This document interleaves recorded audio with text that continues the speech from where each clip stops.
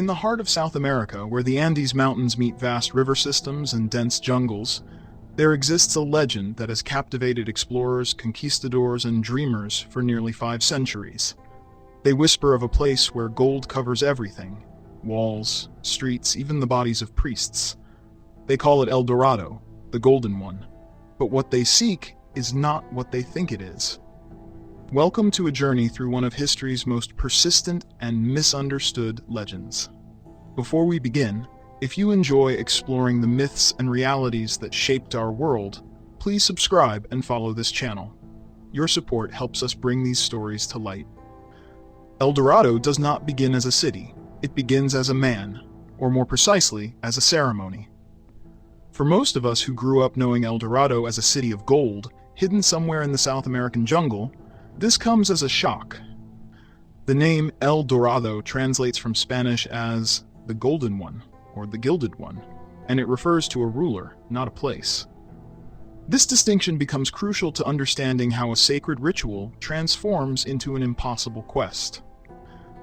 The legend originates with the Muisca people, an indigenous civilization that flourishes in the highlands of present-day Colombia, in the region surrounding modern Bogotá. The Muisca are sophisticated people, master goldsmiths and farmers who cultivate the fertile valleys of the eastern cordillera of the Andes. They are not builders of massive stone cities like the Inca, but they possess something that captures the imagination of Europeans: an abundance of gold and an elaborate spiritual culture. At the heart of the El Dorado legend lies Lake Guatavita, a circular lake formed in the crater of an ancient volcano, sitting at approximately 3,100 meters above sea level. This lake is sacred to the Muisca, and it serves as the setting for one of the most extraordinary rituals in pre-Columbian America. When a new chief, or Zipa, ascends to power among the Muisca, he undergoes an initiation ceremony that will eventually inspire the El Dorado legend. The earliest Spanish accounts of this ceremony come from conquistador Gonzalo Fernández de Oviedo and Juan de Castellanos, though these accounts are recorded years after the practice has already ceased. According to the chronicler Juan de Castellanos in his work Elegías de Varones Ilustres de Indias, the ceremony unfolds as follows. The new chief is taken to Lake Guatavita, where his body is covered entirely with sticky resin or clay. Gold dust is then blown onto his skin until he appears as a living statue of gold. He becomes El Dorado, the Golden One. He stands on a raft made of rushes, accompanied by 4 principal chiefs who are also adorned, though less spectacularly. The raft carries piles of gold objects and emeralds. As the first light of dawn touches the mountains, the raft moves to the center of the lake. The Muisca people gather on the shores, creating music with flutes, drums, and voices. At the deepest point of the lake, the Golden Chief and his companions throw the treasures into the water as offerings, primarily to their goddess of water. Then the chief himself plunges into the lake, washing away the gold dust, which sinks to join the other offerings in the sacred depths. This act symbolizes the chief's humility before the divine and his willingness to sacrifice wealth for the spiritual well-being of his people. The Muisca do not value gold for economic reasons as Europeans do.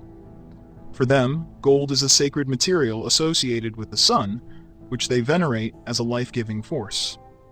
The lakes and lagoons scattered throughout Muisca territory are considered sacred portals to the spiritual realm. Lake Guatavita is one of the most important of these sites. The Muisca make regular offerings to these bodies of water, not just during the chief's initiation, but throughout the year, to maintain balance between the earthly and spiritual worlds.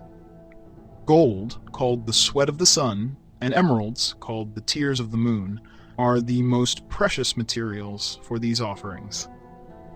The Muisca are master goldsmiths who create intricate figurines, masks, and ornaments using the lost wax casting technique.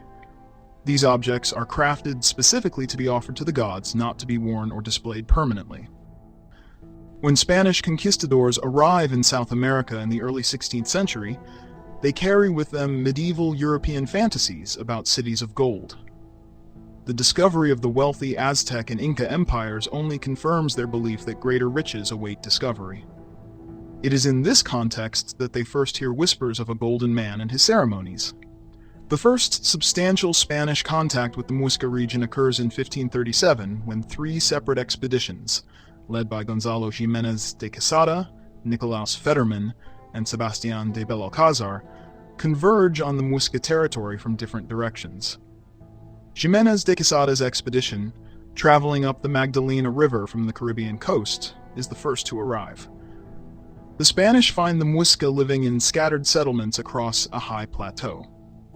While the Muisca possess gold, the Spanish discover that most of it comes through trade from other regions, as the Muisca territory itself has limited gold deposits.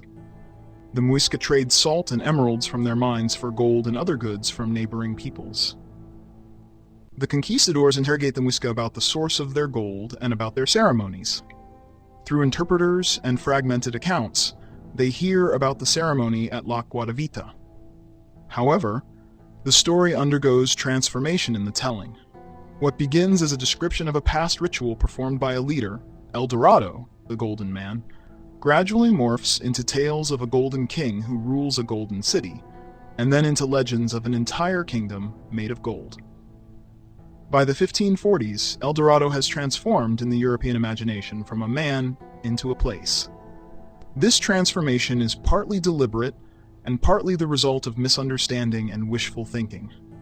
Indigenous people, whether through genuine belief, misunderstanding, or a desire to send the Spanish elsewhere, tell the conquistadors that the Golden Kingdom lies further on, beyond the next mountain range, down another river, in another valley.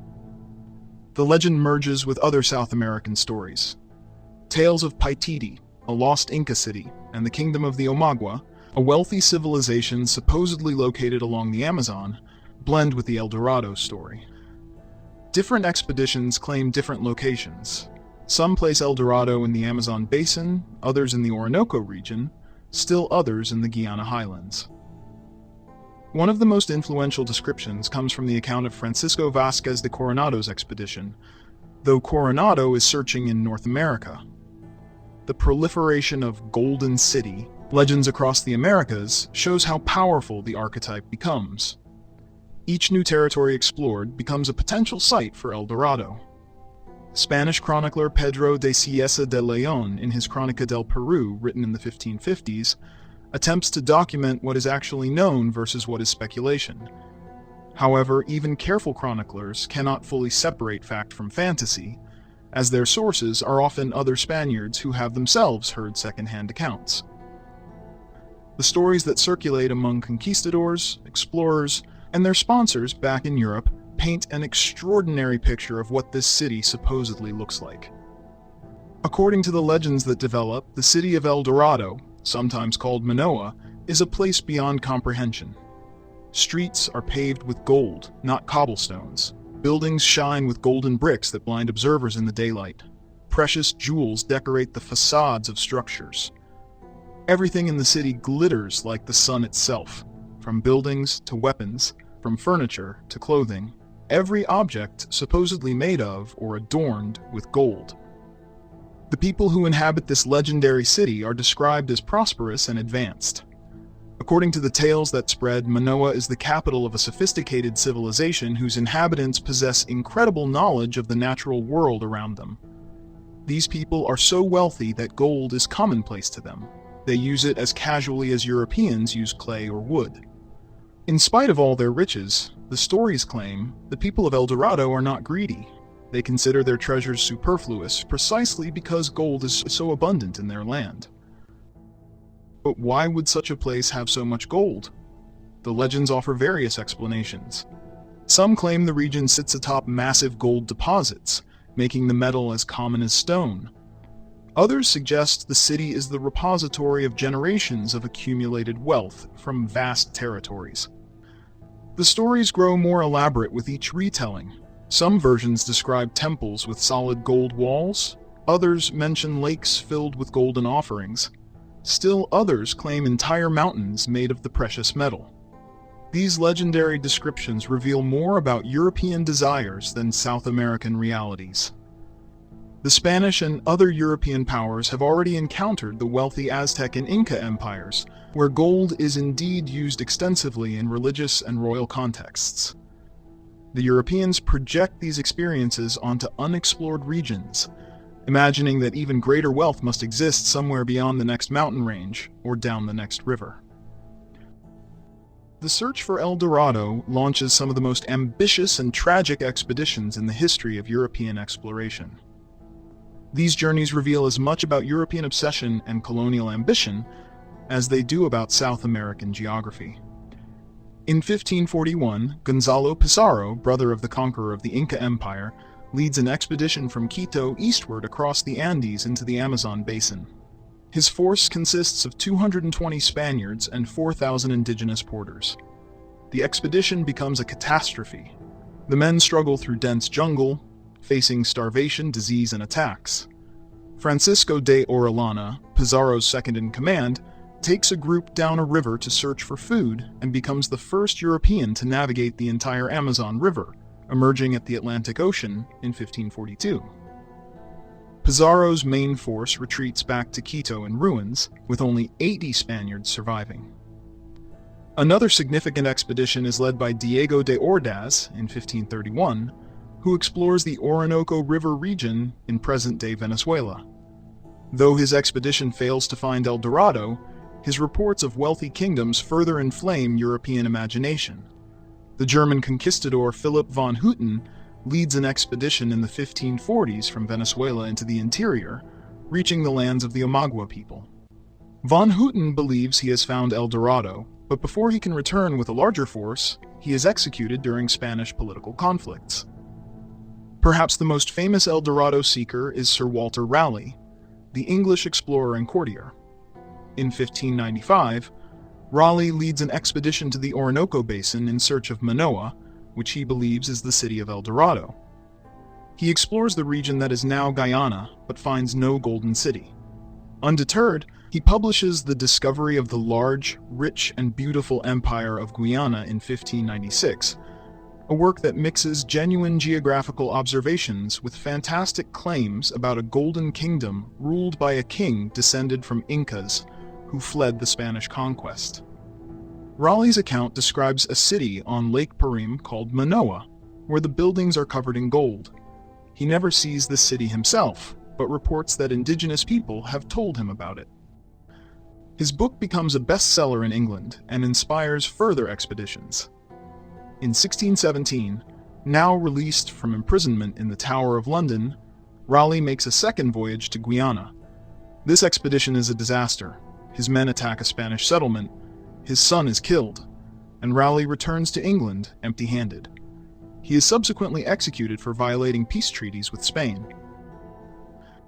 While some seek El Dorado in distant jungles, others remember the original story and focus on Lake Guatavita itself. If the Muisca have been throwing gold into this lake for generations during their ceremonies, it reasons that enormous treasures must lie at the bottom. The first recorded attempt to drain the lake occurs in 1545, led by conquistador Hernán Pérez de Quesada, brother of Gonzalo Jiménez de Quesada. Using indigenous labor, he organizes a human chain of men with gourds to bail water from the lake. They succeed in lowering the water level by approximately 3 meters and recover some gold objects. Accounts vary on the amount, with estimates ranging from 3,000 to 12,000 pesos in gold. However, the project is abandoned when the cuts they make in the lake's rim collapse, killing several workers. In 1580, Antonio de Sepulveda, a wealthy merchant from Bogotá, obtains permission from Spanish authorities to drain the lake.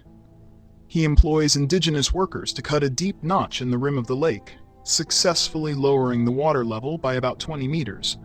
The exposed mud reveals gold figurines, emeralds, and other offerings. Estimates suggest that Sepulveda recovers gold worth approximately 12,000 pesos. However, the project stops when the walls of the notch collapse and the narrow channel becomes blocked. The notch Sepulveda creates remains visible on the lake's rim to this day. The most ambitious attempt occurs in 1898, when a British company called Contractors attempts to completely drain the lake. They dig a tunnel through the mountains surrounding the lake to allow the water to drain out. The project succeeds technically. The lake drains almost completely. However, the exposed lake bottom consists of thick mud that quickly dries in the sun, becoming hard as concrete before it can be properly searched. The few items recovered include a gold staff and some emeralds. The company goes bankrupt and the tunnel is eventually sealed. The lake refills with rainwater over the following years. These attempts yield some artifacts, proving that the basic story of offerings being thrown into the lake is true. However, the quantity of gold recovered never matches the fantastic expectations of the treasure hunters. Despite the conquest of the Muisca and the failure of expeditions to find a city of gold, the El Dorado legend refuses to die. Throughout the 17th and 18th centuries, maps of South America feature locations labeled El Dorado or Manoa, often placed in unexplored regions. As explorers investigate these areas and find no golden city, the location of El Dorado simply shifts on the maps to another blank space. Lake Param appears on many maps of northern South America, shown as an enormous lake in the interior of Guyana, with the city of Manoa on its shores. This lake is entirely fictitious, likely originating from misunderstandings about seasonal flooding in the Amazon basin. The lake persists on maps until the late 18th century, when thorough exploration of the region proves it does not exist. The search for El Dorado continues to motivate exploration of South America. Spanish, Portuguese, English, Dutch, French, and German expeditions venture into unknown territories, ostensibly seeking gold, but also claiming land for their nations and gathering geographical knowledge. While they do not find El Dorado, these expeditions map rivers, mountains, and forests, and make contact with previously unknown indigenous peoples. Some expeditions discover real wealth, though never the city of gold. The Spanish do find significant gold deposits in various parts of South America, particularly in present-day Colombia, Ecuador, and Peru. Silver mines, especially the massive silver mountain of Potosi in present-day Bolivia, prove more valuable than all the gold ever found. However, these real discoveries are the product of systematic mining operations, not the discovery of accumulated treasures.